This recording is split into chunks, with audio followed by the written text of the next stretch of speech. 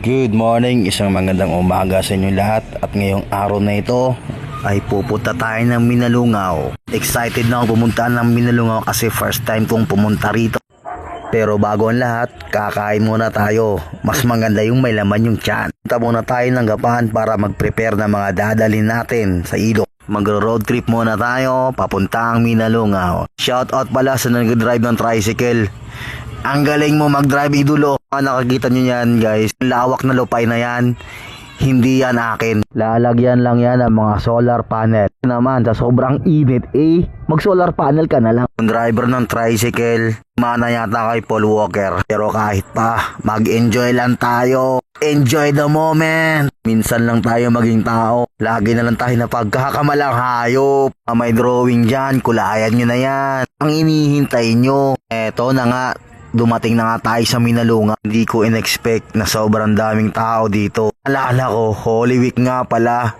Kaya pala. Late na yung upload nito kasi akong tayo mag-edit. Na guys, naghahanap na kami ng kantahang cottage. Ang daming tao dito, buti na lang. Pa kami ng discount. At nga pala sa mga tropa, welcome pa rin kami. Sa mga Mimpin Brothers, I love you. Nakikita nyo lang guys gaano ako ka-excited na makapunta rito guys. Tungkol lang to sa mga kwento-kwento ngayon. Andito na ako. Pre, lalangoy tayo na napakatindi ba? Yung oras na pinunta natin dito kung di tayo lalangoy. Lang yan kahit maraming tao.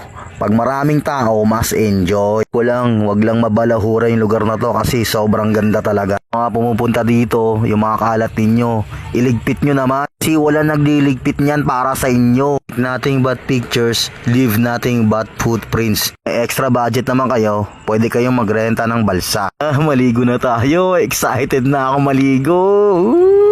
May balak mag-outing dyan, isama nyo sa bucket list nyo. Minalungaw.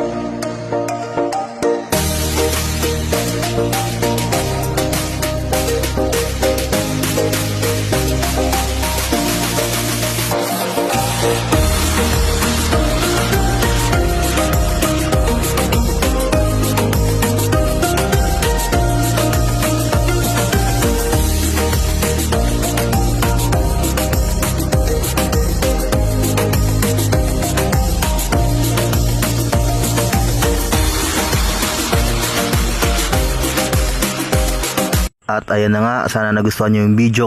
Hanggang sa muli, paalam!